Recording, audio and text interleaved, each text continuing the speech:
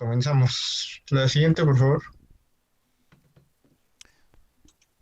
Oye, disculpa amigo, ¿puedes aceptar a este Alan? Es que no, Ya me no sé aceptó, cómo. muchas gracias. Perfecto. Ok, bueno, entonces hoy vamos a hablar sobre, bueno, en primer lugar sobre la definición, posteriormente sobre los tipos de inmunodeficiencias secundarias, ya que estas se dividen en las que son por patologías sistémicas, algunas por acción terapéutica, en las que se presentan en edades extremas de la vida, algunas que son combinadas y las que son por VIH-Sida, que como vamos a ver bueno, es la más común. Y por último vamos a presentar un caso clínico. ¿Le puedes dar a la siguiente, por favor?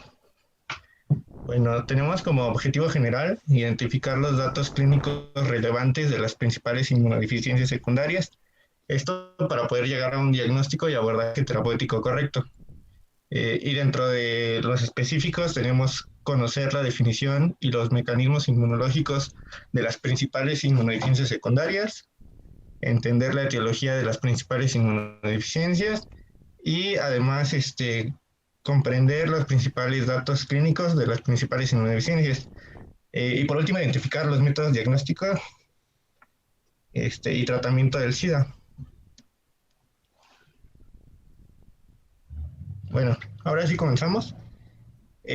Tenemos en primer lugar que una inmunodeficiencia va a ser el estado en el que la capacidad del sistema inmunitario para combatir las enfermedades infecciosas está comprometido.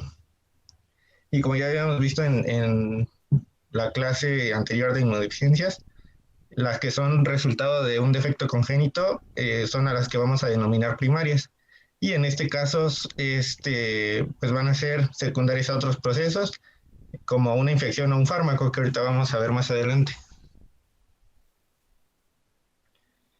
Y bueno, aquí tenemos un esquema que nos muestra los factores extrínsecos que nos van a conducir a estos defectos de la función inmune.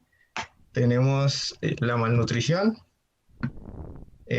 infecciones, bueno, enfermedades infecciosas como el virus de inmunodeficiencia humana, el estrés, edades extremas, sobre todo en prematuros y en la vejez, y aquellas que son secundarias a cirugías o a trauma que nos va a llevar a una esplenectomía, drogas inmunosupresivas y a enfermedades genéticas y metabólicas. Entonces todo esto nos va a llevar a una alteración en la inmunidad adaptativa innata, lo que nos va a conducir a la inmunodeficiencia.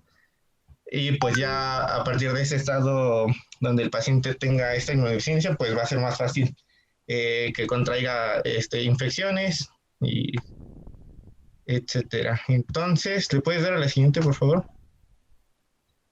Aquí tenemos esta tabla que nos muestra las causas de las inmunodeficiencias. Eh, bueno, por ejemplo, están las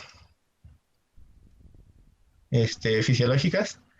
Aquí lo consideran por edad, el embarazo, el estrés, y las patológicas, enfermedades endocrinológicas, digestivas, renales, hematológicas, autoinmunes, por ejemplo, el lupus eritematoso. Y como ya les había comentado, fármacos, sobre todo estos inmunosupresores como los glucocorticoides, el metotrexato, etcétera. Y bueno, incluso hasta agentes ambientales como por ejemplo radiaciones o tóxico-químicos. ¿Puedes dar a la siguiente, por favor? Y aquí tenemos esta otra tabla que nos habla de la causa y el mecanismo. Por ejemplo, en la infección por el virus de la inmunodeficiencia humana, pues lo que va a pasar es una pérdida de linfocitos TCD4. Otro ejemplo es la malnutrición proteínico-calórica, que aquí va a haber alteraciones metabólicas que van a inhibir la maduración y la función del linfocito. Eh, bueno, estos son algunos de los ejemplos.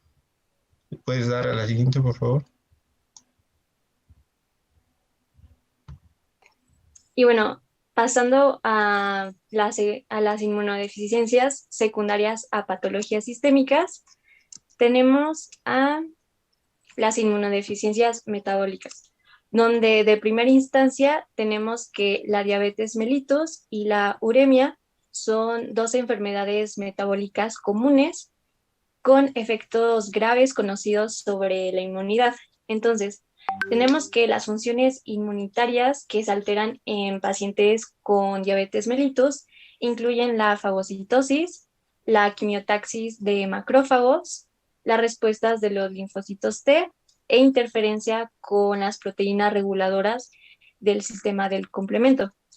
Todo esto va a estar causado por la exposición crónica a la hiperglucemia, añadido a la microangiopatía y la mala perfusión periférica de los tejidos en estos pacientes, lo que va a condicionar pues a un aumento en la incidencia de infecciones como celulitis, candidiasis, otitis, etc.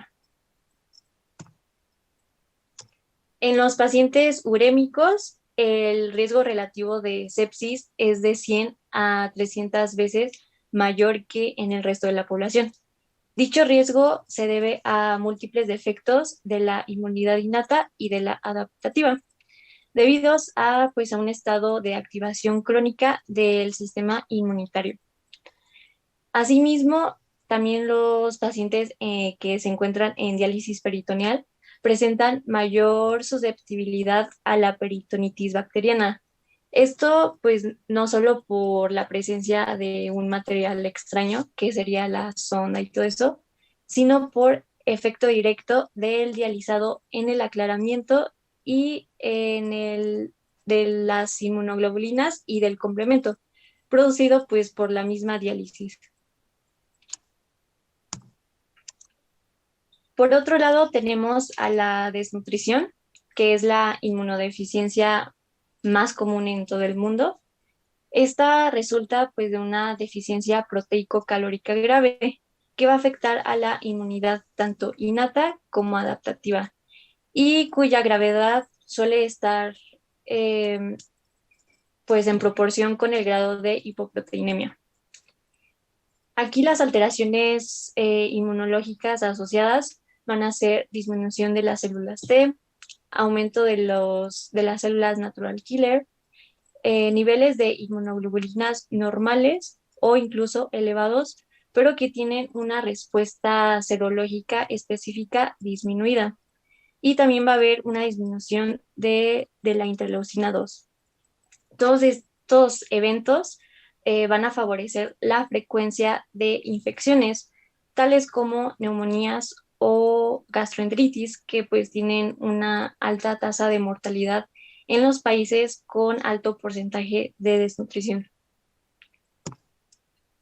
Y bueno, aquí les puse dos de los ejemplos más representativos de desnutrición, en donde está la tipo Kwashiorkor y el marasmo. En la tipo Kwashiorkor, pues esta va a ser una entidad aguda por deficiencia proteica, mientras que el marasmo es una entidad crónica por deficiencia calórica.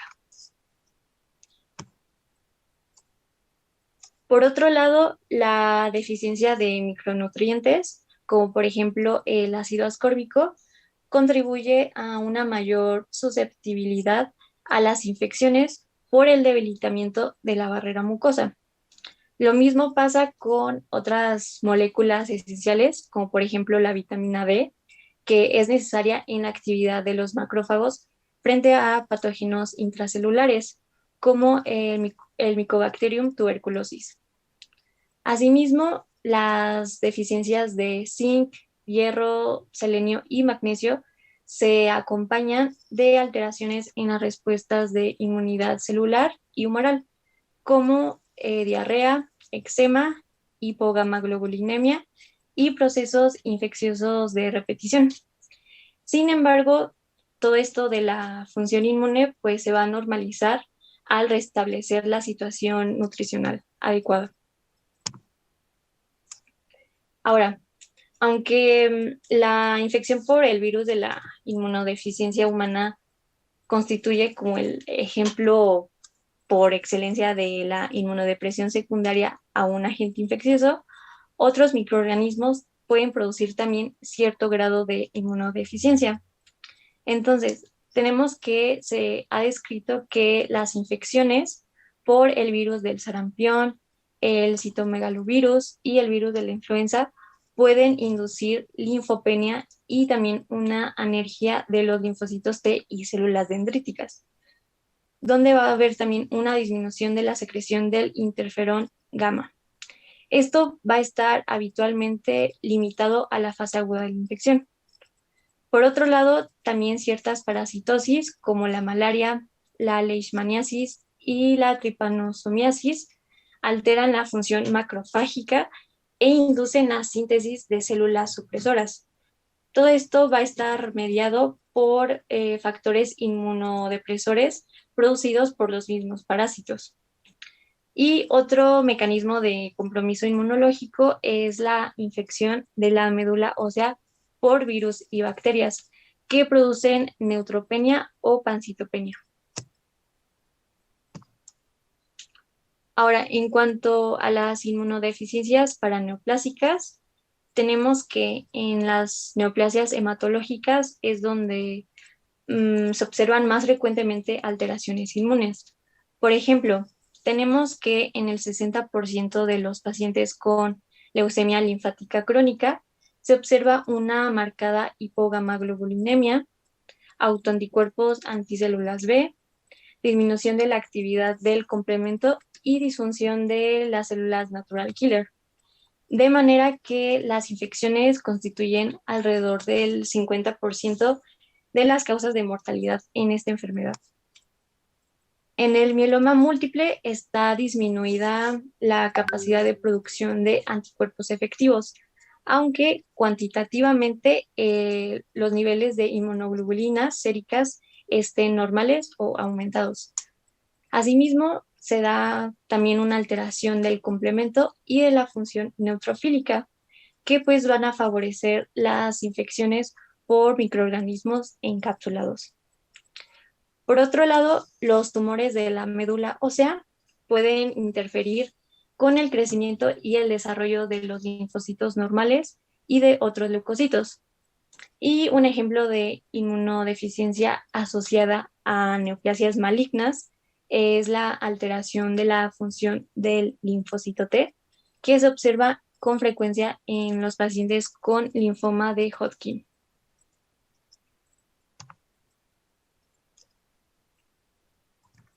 Ok, otra inmunodeficiencia va a ser secundaria a acción terapéutica, perdón.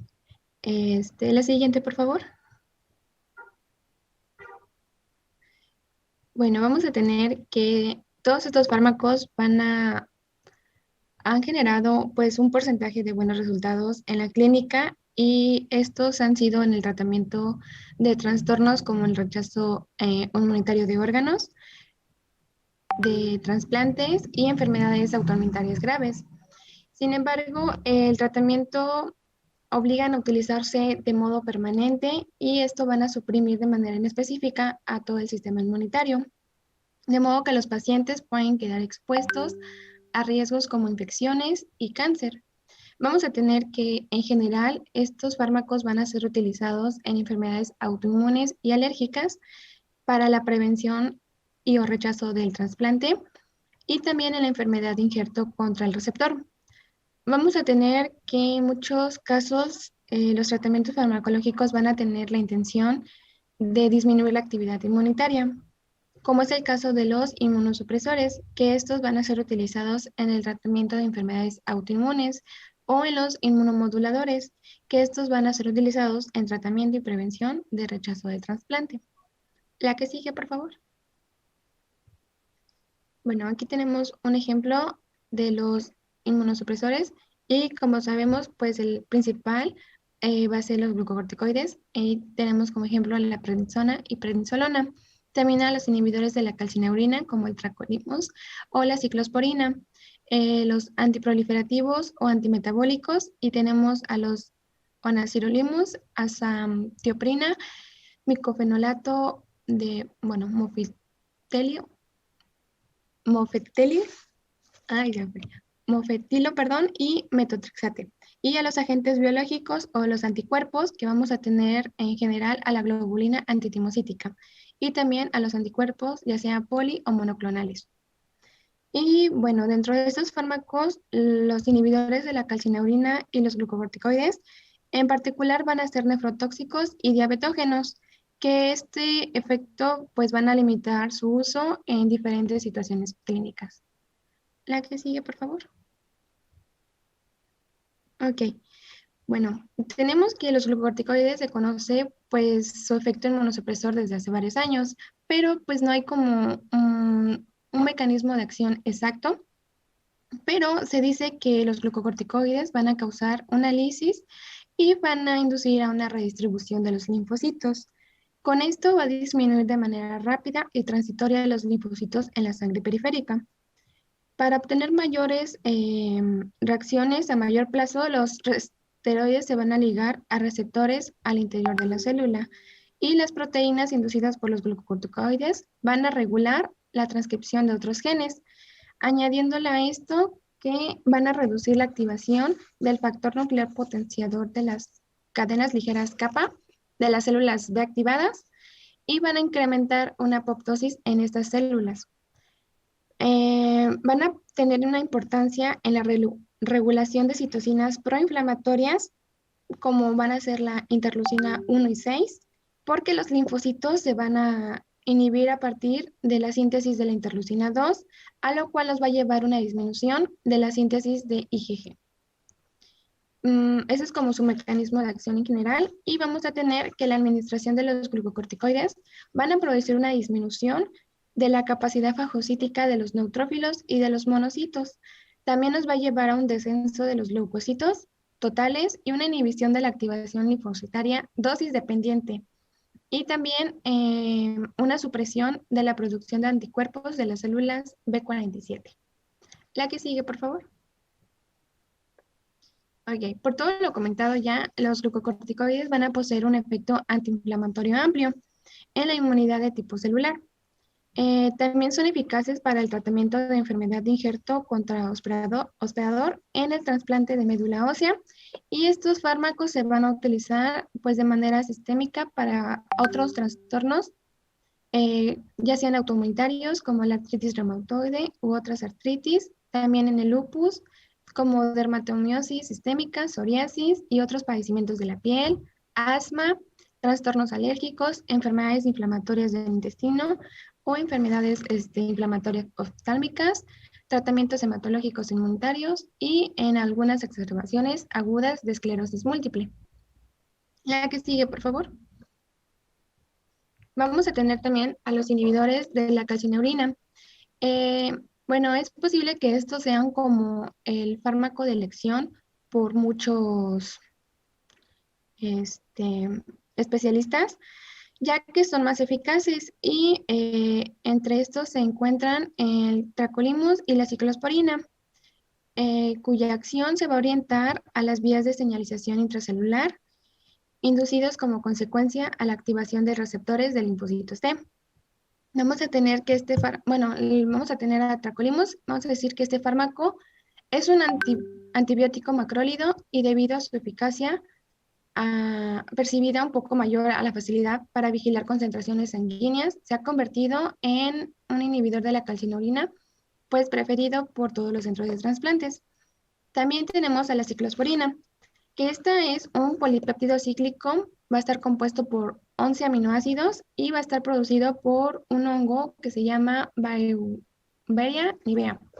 Y vamos a tener que su acción va a ser suprimir la parte de la inmunidad de tipo humoral, pero va a ser más eficaz contra los mecanismos inmunitarios que dependen de linfocitos T, como los que intervienen para desencadenar el rechazo de un trasplante o algunas formas de autoinmunidad. La que sigue, por favor. Bueno, vamos a tener el mecanismo de acción del tacrolimus.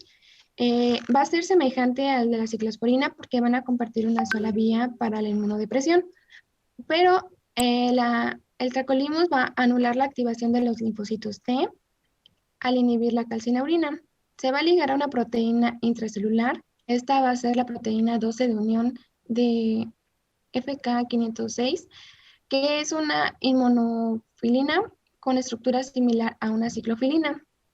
Luego va a formar un complejo llamado Tracolimus FKBP12 calcio calmodulina calcineurina, que esto va a inhibir la actividad de la fosfatasa de la calcineurina, y la inhibición de la actividad de la fosfatasa va a impedir una desfosforilización y translocación nuclear en el factor nuclear de las células T activadas, y va a inhibir a los linfocitos.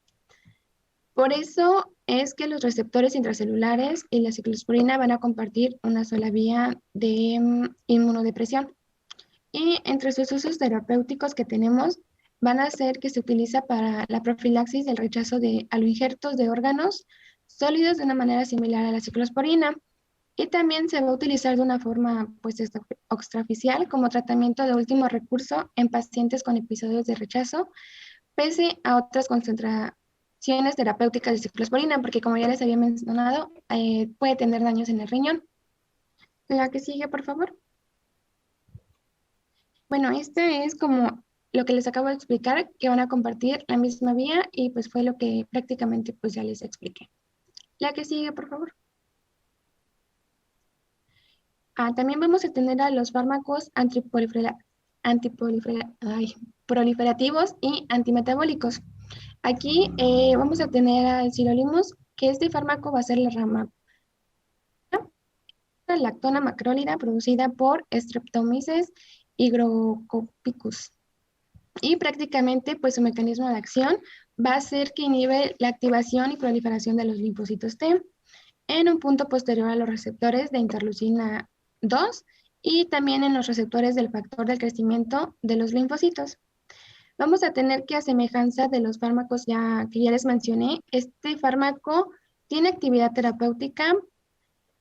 Para tener su actividad terapéutica va a necesitar formar un complejo con la inmunofilina. En este caso, pues va a ser la misma proteína que vimos hace rato, la FKBP12, pero este complejo no va a afectar a la calcineurina, como en el otro sí lo afectaba. Y aquí se va a unir una proteína que se llama sinasa y la va a inhibir, denominada blanco de rapapincina en mamíferos, que va a ser una enzima fundamental en la progresión para el ciclo celular. Entonces, al haber una inhibición del blanco de rapamicina en mamíferos, va a bloquear la progresión del ciclo celular en la fase de transcripción de G1 a S en las células. Y pues aquí también nos dice que este fármaco no solo inhibe el rechazo de trasplantes o de la enfermedad de injerto con transpirador o enfermedades autoinmunitarias, sino que este fármaco, su efecto puede perdurar por varios meses, aún después de suspenderlo, lo que nos dice que tiene un efecto de tolerancia. Y pues dice que también tiene un efecto que protege la función renal. Por eso también puede ser un fármaco de elección. Y sus usos terapéuticos van a estar indicados para la profilaxis del rechazo de trasplante de órgano, y por lo general con una combinación de dosis reducida, ya sea con un inhibidor de la calcineurina o con glucocorticoides. La que sigue, por favor. Y vamos a tener a la inmunodepresión biológica o anticuerpos, o también llamado proteínas de receptor de función. Estos se han utilizado como forma general anticuerpos policlonales y monoclonales contra antígenos de superficie de linfocitos para evitar y combatir el rechazo de un órgano trasplantado. Aquí se van a generar antisueros policlonales, ya sea por inyecciones repetidas de timocitos humanos, como es la globulina antitimocítica, o contra linfocitos, que esto va a ser la globulina antilinfocítica. Pero esto es como estudiado en animales como caballos, conejos y cabras, y después se va a purificar la fracción de inmunoglobulina del suero. Estos preparados a pesar de que son eficaces, también pueden ser tóxicos. Y vamos a tener como ejemplo a la globulina antitimocítica, que esta va a ser una globulina gamma purificada obtenida del suero de conejos, inmunizada con timocitos de seres humanos. Esto se vende en forma de un producto liofilizado para administración intravenosa después reconstruirse con agua estéril. Y su mecanismo de acción va a ser que la globulina antitimocítica contiene anticuerpos citotóxicos. Estos se van a unir a las moléculas de CD2, 3, 4, 8, 11A, C18, 24, 44, 45 y al sistema antígeno leucocitario humano, ya sea la clase 1 y 2, en los linfocitos T de los seres humanos. Estos anticuerpos van a agotar los linfocitos circulantes por citotoxicidad directa. Esto quiere decir que va a estar mediada por un complemento y por mecanismos celulares y van a bloquear la función linfocítica al unirse a moléculas de la superficie de células que intervienen en su función. Y su uso terapéutico van a ser que están indicadas para inducir inmunodepresión, aunque pues su indicación aprobada solo es para el tratamiento de rechazo de trasplante de riñón y en combinación con otros inmunodepresores. La que sigue, por favor. Y por último vamos a tener a fármacos citotóxicos, que estos van a tener su aplicación en trastornos autoinmunes e inflamatorios o también en la enfermedad del injerto contra el receptor y la prevención del rechazo de injerto. Su mecanismo de acción va a ser que estos compuestos interfieren en la síntesis del DNA, deteniendo el ciclo celular y induciendo la apoptosis. Tenemos como ejemplo a la sulfasalazina, hidroxicloroquina y la leflunomida. La que sigue, por favor.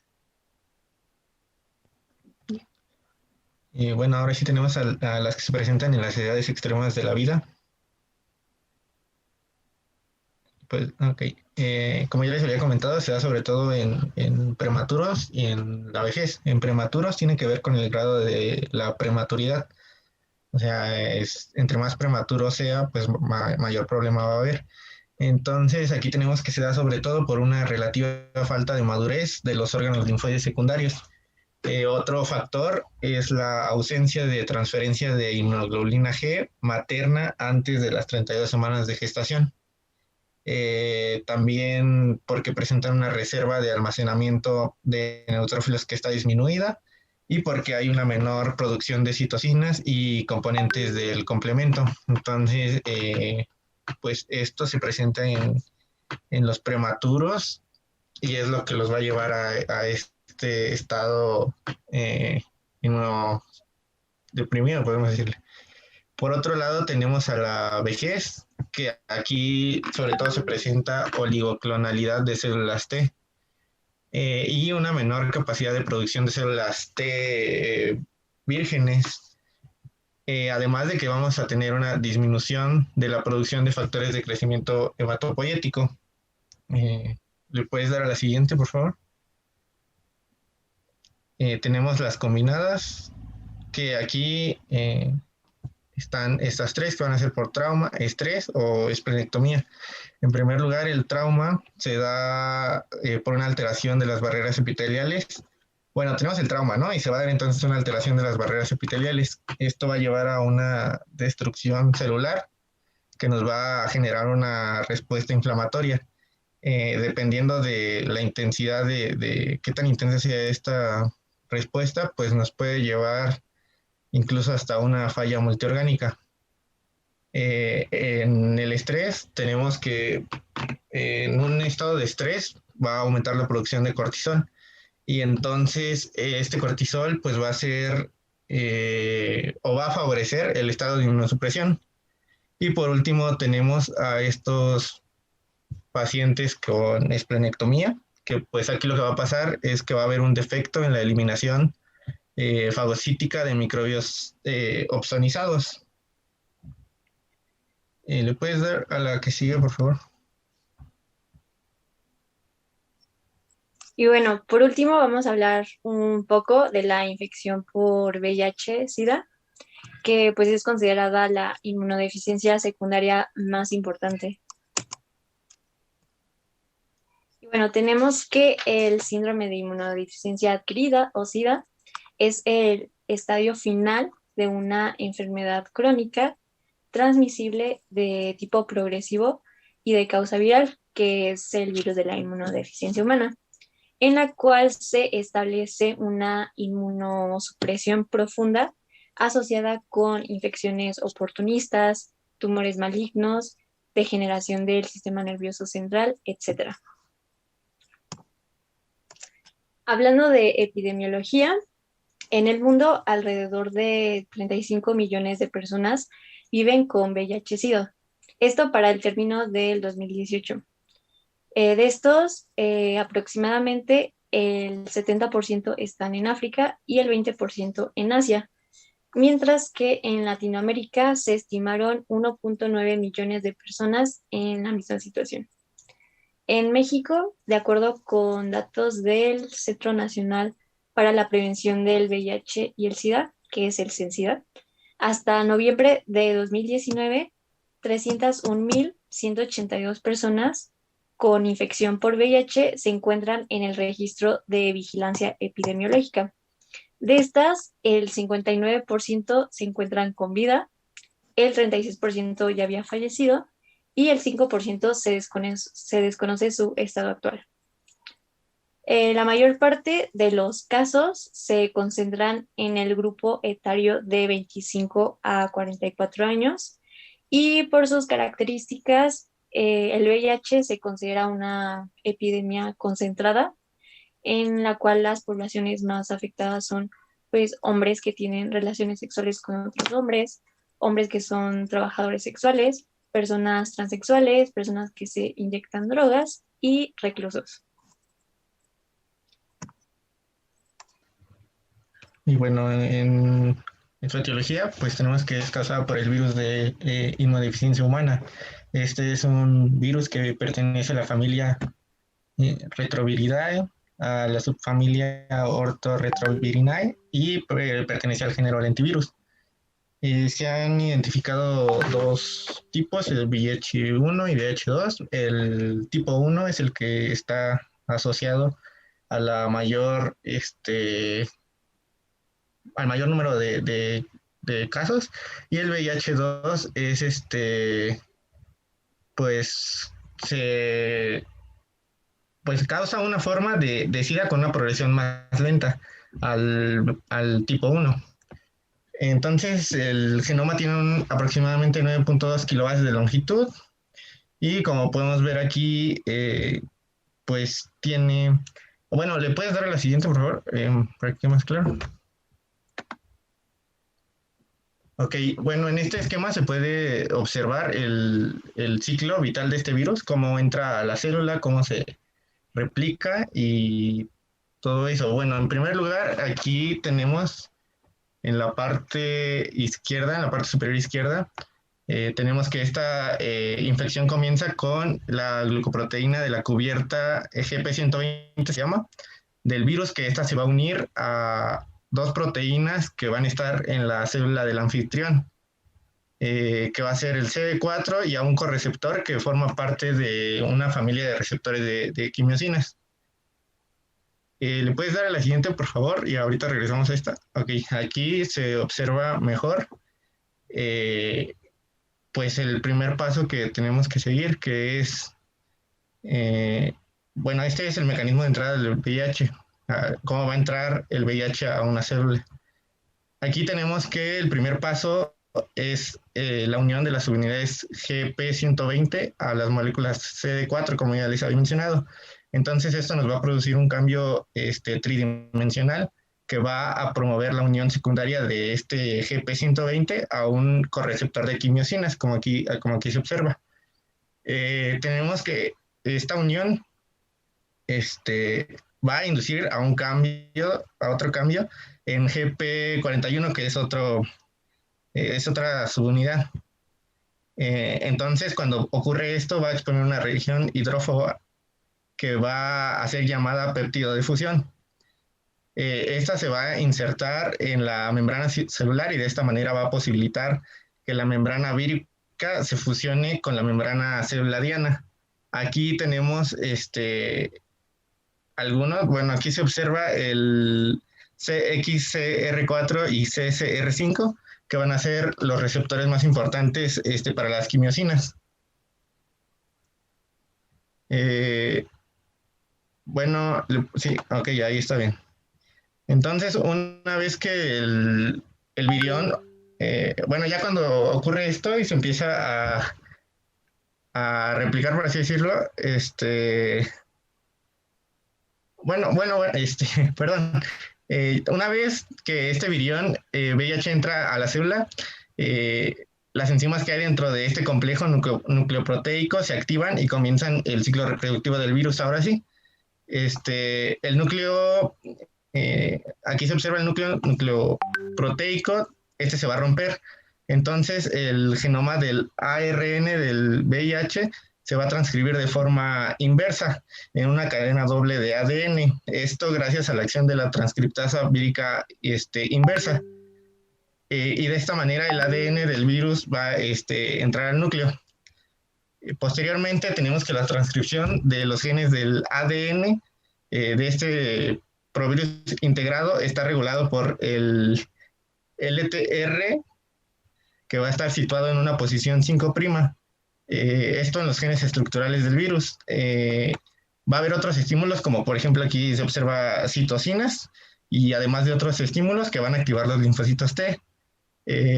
Además de macrófagos que van a aumentar la transcripción de estos genes víricos.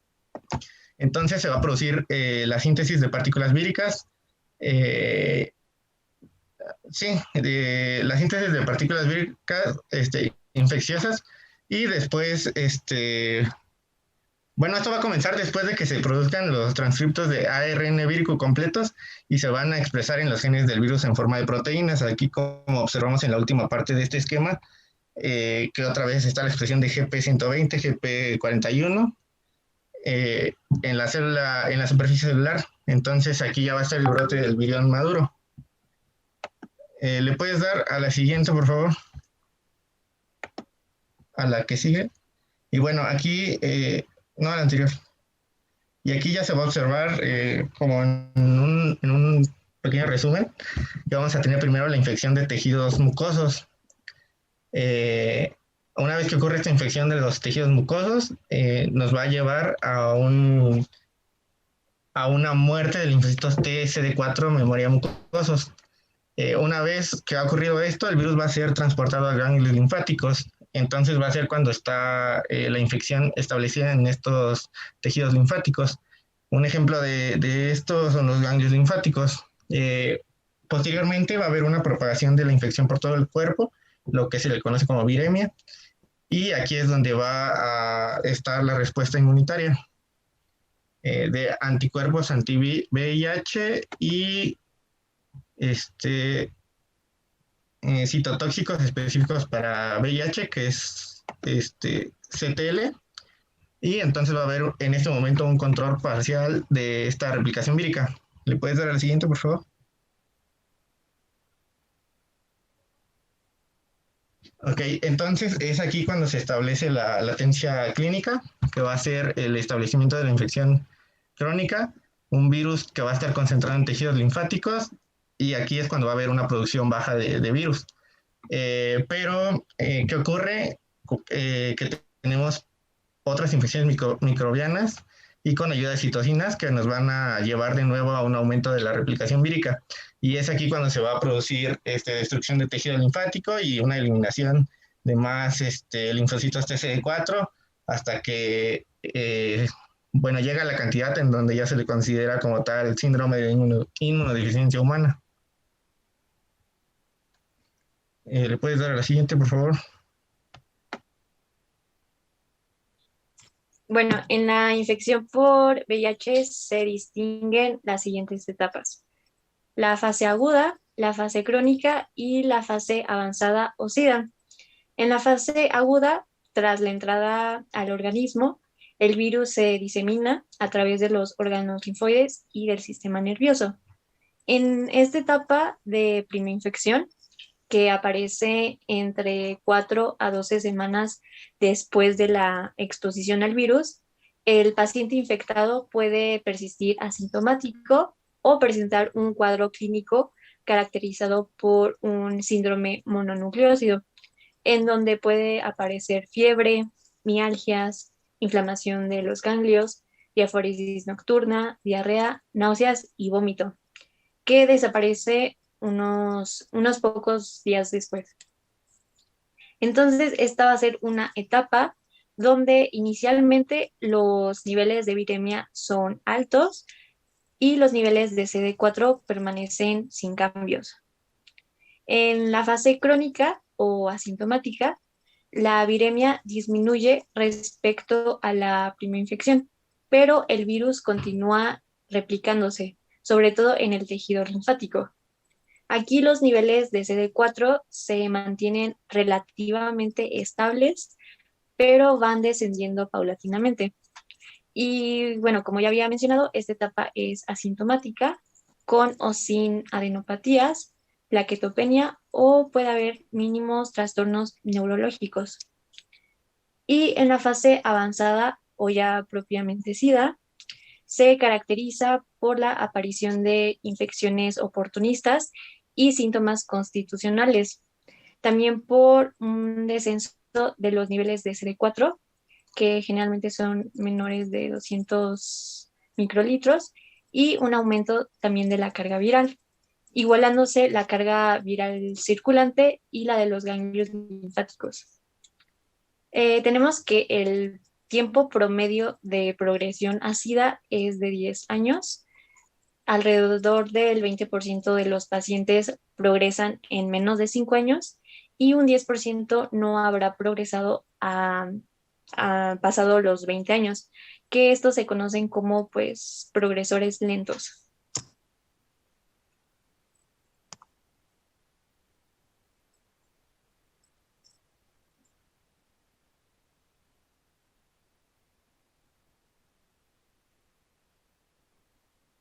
Ok, continuamos con la clasificación. Vamos a tener que esta clasificación fue propuesta por el Centro de Enfermedades Contagiosas, la CDC, a partir de 1993, porque la anterior era la de 1987, me parece. Bueno, esta clasificación incluye a los casos de SIDA a todo paciente que tengan nivel de la CD4 inferiores a 200 milímetros cúbicos. También que no tenga manifestaciones clínicas indicatorias, aunque no tenga manifestaciones clínicas indicatorias de SIDA. Y también en la categoría C, las manifestaciones más importantes van a ser neumonías recurrentes, tuberculosis pulmonar, cáncer invasivo de cervix. En la categoría B, van a incluir condiciones que no van a estar contempladas en C, pero que nos van a indicar un defecto en la inmunidad celular, como angiomatosis bacilar, candidiasis orofaringia, candidiasis vulvovaginal persistente, displasia cervical moderada a severa, carcinoma cervical in situ y fiebre mayor de 38.5 o más, diarreas por más de un mes, púrpura trombocitopénica idiopática o alguna enfermedad como una enfermedad inflamatoria pélvica y neuropatía periférica. Vamos a tener que en la categoría A, por ejemplo, se encuentran pacientes asintomáticos o infección aguda por VIH, pero para un mayor pronóstico, todos los pacientes con menos de 200 milímetros cúbicos de CD4 o categoría C van a ser reportados como SIDA. Esto va a incluir aquí a 3, a B3 y a C1, 2 y 3. Por lo tanto, tenemos que en A van a ser asintomáticos, en B va a ser, bueno, así lo dice la guía, la tabla, dice no A y no C, y en B, en A3, en B3 y C1, 2 y 3 van a ser manifestaciones clínicas, pues ya de SIDA. ¿Qué sigue, por favor?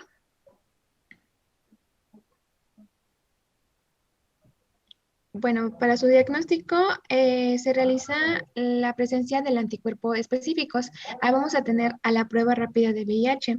Este solo va a detectar anticuerpos y un resultado no reactivo significa pues que no se encontraron anticuerpos de VIH y un resultado reactivo se considera positivo preliminar y se debe realizar una segunda prueba para confirmar la primera o bien también se puede realizar la prueba que ya conocemos como ELISA. La que sigue, por favor. Esta se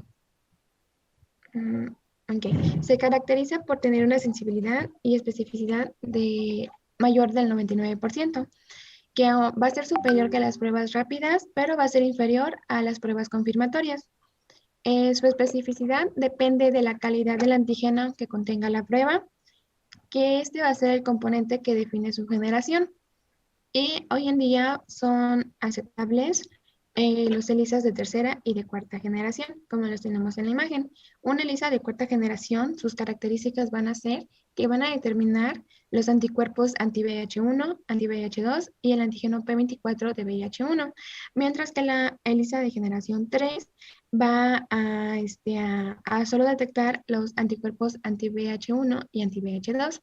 La de cuarta generación dice que se va a reducir de 2 a 4 semanas el tiempo de positividad de la prueba y una ELISA de cuarta generación se considera negativo cuando es a las 6 semanas después de la exposición y la tercera generación se va a considerar negativa cuando sale negativo a los 3 meses después de la exposición y pues vamos a tener que una ELISA negativo va a excluir la posibilidad de VIH, pero si tenemos una ELISA positivo, se va a requerir una técnica confirmatoria, que es la que conocemos como Western blot. La que sigue, por favor.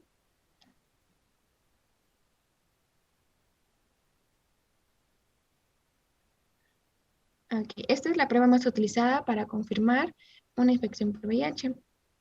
Esta es una prueba también altamente específica, pero pues su costo pues es muy elevado y se emplea básicamente para corroborar un resultado que sale indeterminado. Estos se van a utilizar los valores de la CDC y se considera positiva la prueba cuando aparecen la P24 positiva y las glucoproteínas de envoltura, la 160, 120 o la 41, o cuando P41 es positiva y las glucoproteínas de envoltura, la 160 o 120 también son positivas. El resultado positivo confirma definitivamente la infección por VIH y el negativo la va a descartar, excepto cuando hay evidencia de que hubo una exposición reciente o, o un factor de riesgo a esta infección. En tales circunstancias, se tienen que realizar la prueba luego de 3 a 6 meses, respectivamente, y cuando el resultado es indeterminado, esto puede ocurrir cuando aparecen unas bandas como en blanco y no cumplen los criterios de la CDC. Se recomienda también repetir la prueba de 3 a 6 meses después, dependiendo también de los factores de riesgo que se identifique pues, en cada paciente. Y bueno, aquí en la imagen vamos a tener el A, que está como completamente blanquita la tira. Es un resultado negativo. En la B va a ser un resultado indeterminado, porque pues se pueden ver algunas marquitas. Y en la C va a ser un resultado positivo. También hay que tener en cuenta que cuando el resultado es indeterminado, puede ocurrir, puede ocurrir que la prueba se haya realizado en fases tempranas o ya en un estadio muy avanzado de la infección y que tenga el paciente pues un deterioro pues inmunológico grave. También se puede encontrar indeterminado en recién nacidos que la madre sea VIH positiva, sueros hemolizados o que contengan el factor reumatoide o niveles altos de bilirrubina. Y también se dice que puede encontrarse en reacciones cruzadas con otros retrovirus y en enfermedades autoinmunes como el lupus. La que sigue, por favor.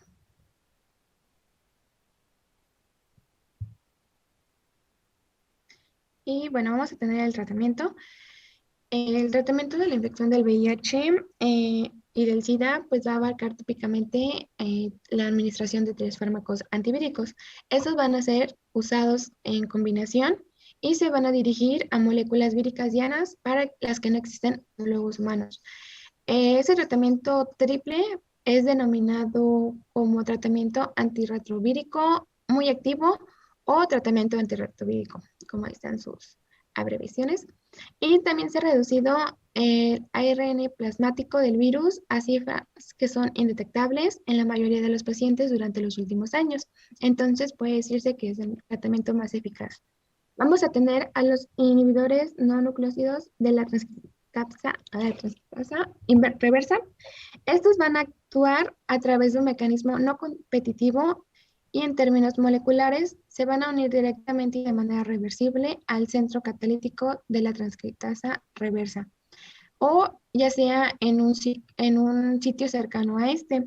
Esto lo que va a provocar van a ser cambios conformacionales en la enzima que va a inhibir al DNA polimerasa y también al ARN. Y estos fármacos van a ser activos específicos sobre el VIH-1. Vamos a tener a los inhibidores nucleósidos de la transcriptasa reversa. En esta, bueno, estos van a ser los fármacos pues, más antiguos que se tienen. Van a ser profármacos que van a poseer un mecanismo competitivo con nucleósidos o nucleótidos fisiológicos.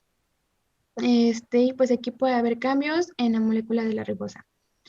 Vamos a tener que estos se van a incorporar a una cadena de DNA viral, interrumpiendo la elongación de la misma y como consecuencias van a inhibir la replicación viral. De acuerdo pues, a su estructura molecular, se pueden dividir tanto en análogos de las bases púricas como la adenosina, y vamos a tener a la didanosina o la guanosina, que va a ser el abacavir. Y también se puede dividir en análogos de las bases pirimídicas, como la timidina, y este ejemplo va a ser la acidobudina y la estabudina, o en la citidina, que va a ser la entericitobina y la mibudina. Y por último vamos a tener a los inhibidores de la proteasa, que estos van a ser pues, medicamentos activos que no van a requerir ninguna transformación intracelular y van a inhibir a la enzima encargada de la maduración de proteínas virales y a su vez van a inhibir de forma potente a la replicación viral. La que sigue, por favor.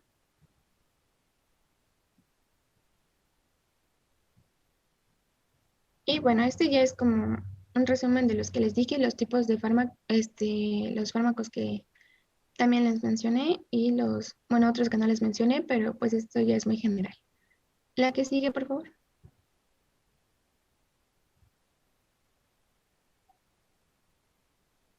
Bueno, no sé si tengan alguna duda o pasamos ya al caso clínico.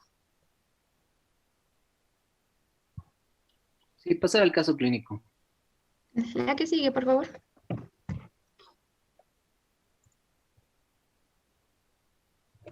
Ok, tenemos a un varón de 29 años que cuida el servicio de urgencias por cuadro de tos con expectoración blanquecina de varias semanas de evolución, astenia, pérdida de 2 a 3 kilos de peso en aproximadamente 2 meses y disnea de moderados esfuerzos. En antecedentes personales patológicos refiere a tener relaciones sexuales con otros hombres sin medidas de protección de forma habitual, fumador de 20 cigarrillos al día, consumo de alcohol los fines de semana e inhalación de cocaína de forma ocasional. No tiene otros antecedentes de interés ni refiere ingesta de medicamentos de forma habitual. A la exploración física se muestran constantes en rango normales, a excepción de temperatura de 38.2 grados centígrados, crepitantes finos en ambas bases pulmonares y su estado general es bueno. Presenta una exploración abdominal normal y ausencia de adenopatías palpables en territorios accesibles. Con base en los datos de importancia, ¿cuál sería su diagnóstico presuntivo? ¿Alguien le quiere contestar?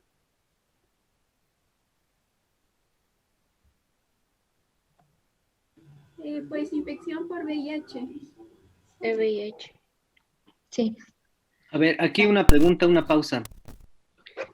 Para el equipo 5 y 6 que han rotado por urgencias, ¿este caso clínico es una urgencia real o es una urgencia sentida? Sentida. Sentida. Sentido, doctor. Perdón, se encimó las respuestas. Urgencia sentida. ¿Urgencia qué, perdón? Sentida. Sentida. Sí, requiere atención médica, exactamente, requiere una atención médica, sí, pero no tenía que ir a un servicio de urgencias, esto tiene que ir a un servicio de medicina familiar o a un servicio de infectología en la consulta o a un servicio de medicina interna. Muy bien. Continúen, por favor. Ok. ¿A qué sigue, por favor?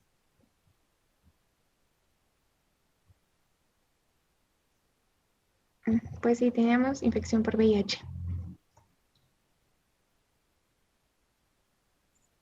Ok, después a este paciente se le realizó una biometría hemática, química sanguínea y gasometría, que resultó normal, excepto por linfopenia de 148 células por milímetro cúbico, lactato deshidrogenasa de 71 unidades internacionales por litro, beta 2 microglobulina de 470 microgramos por litro y PCR de 3.6 miligramos por litro. En la radiografía de tórax realizada se mostró un infiltrado intersticial en ambas bases pulmonares, como se observa en la imagen de la derecha. Posteriormente se realizó vaciloscopía de esputo y cultivo de esputo en medio del oeste, así como test de Montel, no sé cómo se pronuncia bien, que resultaron negativos. Se solicitó una serología de VIH que fue positiva, de manera que se llevó a cabo prueba confirmatoria por Western Blot, que ratificó la sospecha diagnóstica. Se completó el estudio con solicitud de carga viral de VIH, que fue de 345.625 copias por mililitro, y un recuento de linfocitos CD4 de 90 células por milímetro cúbico.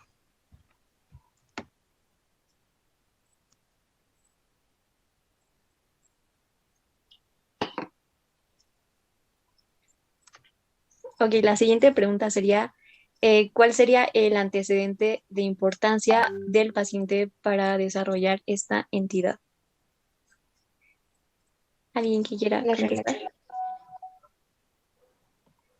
Las relaciones Las sexuales. relaciones La sexuales. Sí, exacto. Ese paciente pues tenía relaciones sexuales del mismo género y lo peor es que no usaba protección.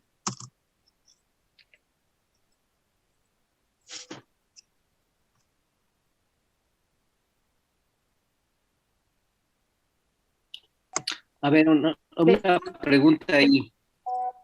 ¿Qué es género y qué es sexo?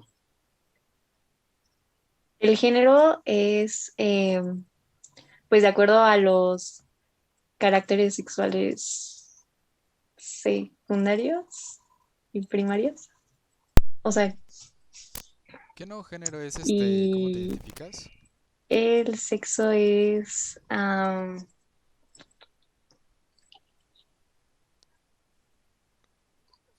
Ahí no concuerdo contigo. Es al revés, ¿no? es al revés.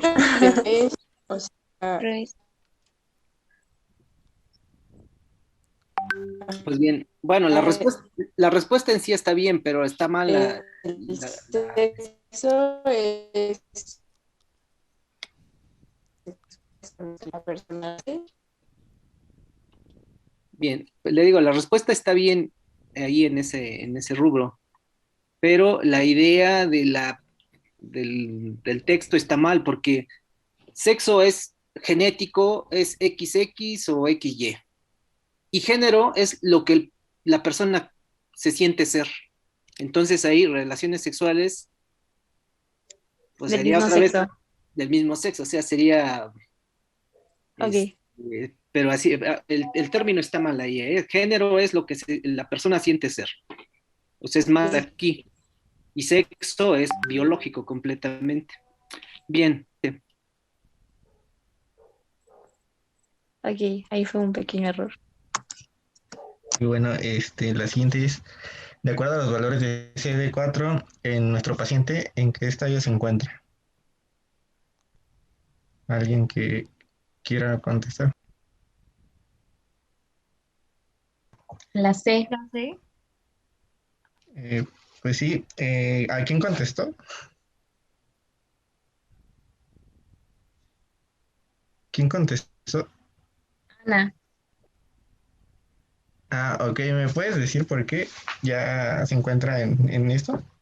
¿En esta etapa? Porque si regresan los valores ya están menos de 200 los de los CD4. Sí, así es, estaban en 90. Sí. Entonces sí, ya entra en esta. Gracias.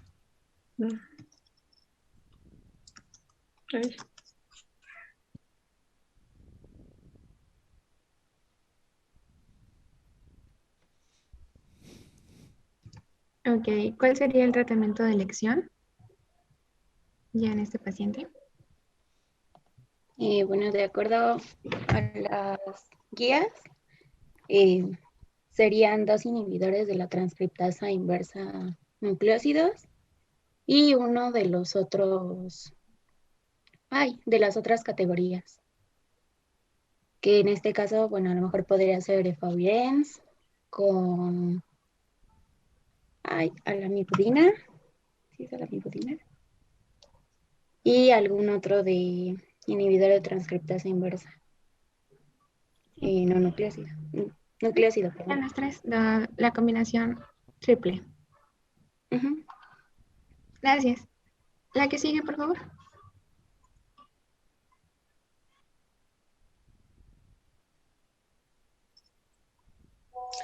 Y bueno, ya con el diagnóstico se inició tratamiento antirretroviral con triple terapia basada en la combinación de, no puedo leer, de ratelgravir, emtricitabina y tenofovir alafenamide. Y bueno, el paciente ya después representó una evolución favorable, siendo de alta para seguimiento ambulatorio. A los 12 meses alcanzó cifras de linfocitos CD4 superiores a 200 células por milímetro cúbico con carga viral indetectable. Y ya, sería todo de nuestra parte. No sé si tengan alguna duda, algún Del comentario. caso clínico, a ver, regrésale a la placa rayos X. Sí. Las tres.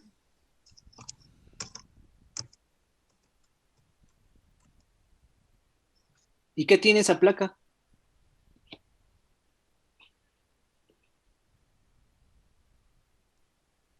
Un Alguien que infiltrado. conteste, ¿qué le ve de raro esa placa?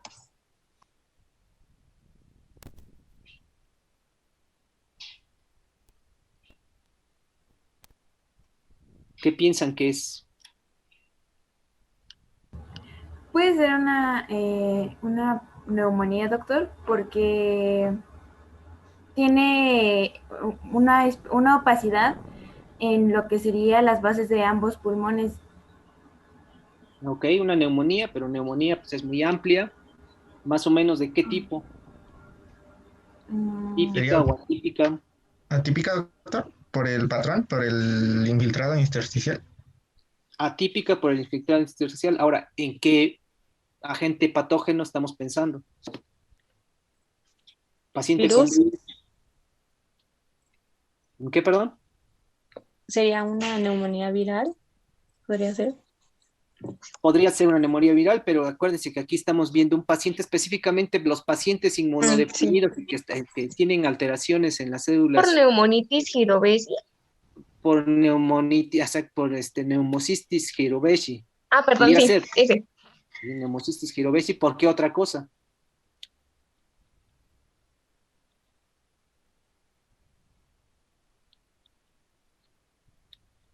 Que aunque para neumocistis girovesi no es muy característica esa placa.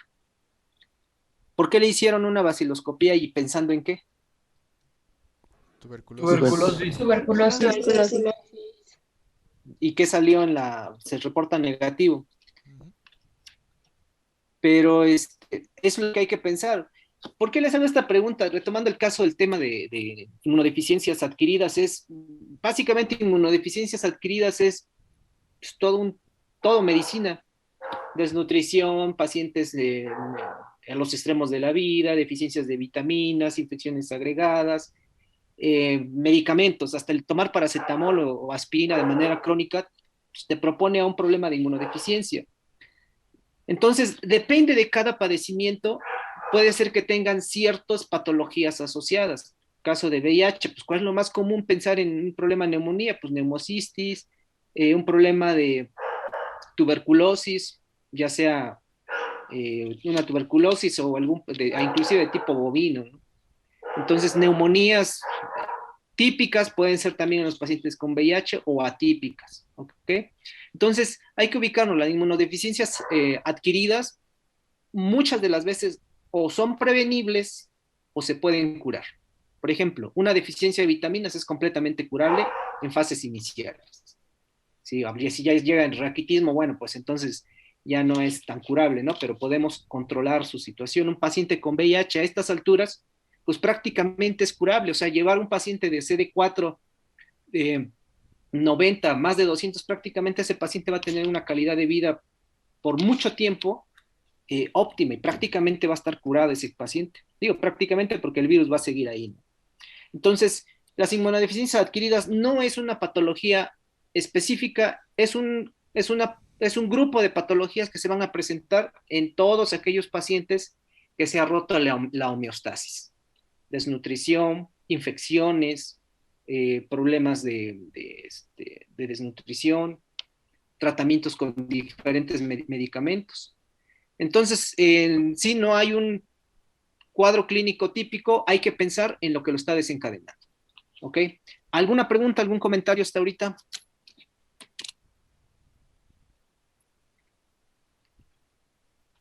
¿Cómo ven, chicos? No, doctor, creo que no. Pues bueno, entonces les digo, es un tema bastante amplio que básicamente es todo el curso de medicina y pues lo que necesitamos es pensar que si está enfermo de algo, pensar qué es lo más común en ese grupo de padecimientos, en ese grupo o qué agente patógeno pudiera aparecer en cada grupo de padecimientos, en las desnutriciones, en las infecciones por VIH, en los pacientes que toman antimetabolitos, en los pacientes que toman inmunomoduladores. Entonces, pues yo creo que es todo, está bien, al final de cuentas se cargaron mucho en VIH, pero bueno, está bien la presentación.